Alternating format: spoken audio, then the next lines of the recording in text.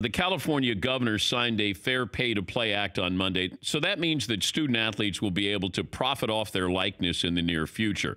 At least they're going to be able to do it in California. But not all universities in California will be able to benefit from this. Other states are developing their own, and the NCAA is going to have their say on this as well. Now, this is a long way to go before it actually happens. And then what kind of guidelines are put in place? If you're an athlete, can you hire an agent just for outside income? Let's say Duke being a Nike school, all of a sudden Zion Williamson type player comes in and goes, you know what? I can get my own separate deal here with Adidas, right? Have we thought about that? Just imagine what Zion Williamson would have been worth 1 year at Duke if he says, hey, I'm going to wear my own shoe. Let's say Adidas comes in and goes, we're going to give you $1 million this year. For 30 games, $1 million. He's on national TV every single game with those shoes, and I wonder if we're prepared for that. You know, the reason why these coaches and assistant coaches make all this money is because you don't have to spend that money on anybody else. You know, Mike Krzyzewski makes what he makes, or Jim Boeheim, or Nick Saban. You're not paying anybody. That's why you can have assistant coaches who are making $1 million a year. But how far do we go? What if Zion Williamson says, I want to sign an endorsement deal with Gatorade for 1 year at Duke? Yes, McLevin. It's one thing to go against the NCAA. I don't think that many people take the NCAA that seriously. But if you're going to go against Nike, now you just blew my mind. Now we're talking, that's a very powerful force. Yes, because you're going to say, I'm going to have an individual contract with you, right? You know, that shoe blowout that he had. Imagine if Zion said, you know what? I'm not going to wear Nike anymore. I'm wearing Adidas. What would that be worth? And I know there's only a couple of these athletes, but these athletes are saying, you know, Johnny Manziel at Texas A&M. You can't say it was the brand of Texas A&M.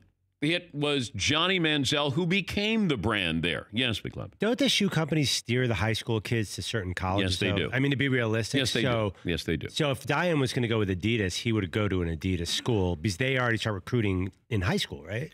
But if you're going to guide him there, that means the school benefits. Is he benefiting from the shoe industry? Which I believe a lot of these players get paid by these shoe companies. Therefore, the school is able to wash their hands. Like, we're not paying him. We didn't know if he was getting paid. Do I think Zion Williamson was getting paid to go to Duke by a shoe company, Adidas or Nike? Yes, I do. I think that there's so much power in these brands of, hey, we got an unbelievable deal with these schools for them to wear our product. And if you're going to guide these players, there's certain players who go to certain schools because those are the certain schools that are run by a shoe company. Dan Wetzel from Yahoo Sports pointed out, it wasn't long ago Olympic athletes couldn't get paid. Remember the amateurism? Well, the athletes get paid now to compete in the Olympics. Like, they have sponsorships. It's a messy process here. It is. You know, I think it was Walter Byers who ran the NCAA and was back in the 70s. They were a student athlete. Therefore, well, you're a student and then you're an athlete. No, they're an athletic student is the way I've always posed this. Because if you know what that schedule is, what they're asked to do, and not everybody's going to benefit from this. But if you're able to, why shouldn't you be able to do that? Tim Tebow at Florida, whether he capitalizes on that or not.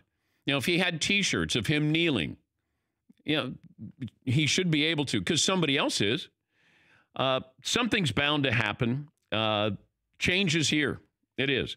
And if you're the NCAA, now you can say, well, we don't need to pay these athletes because they're getting paid. Other people are going to pay them. We're going down a dark road here. We're going down an alley.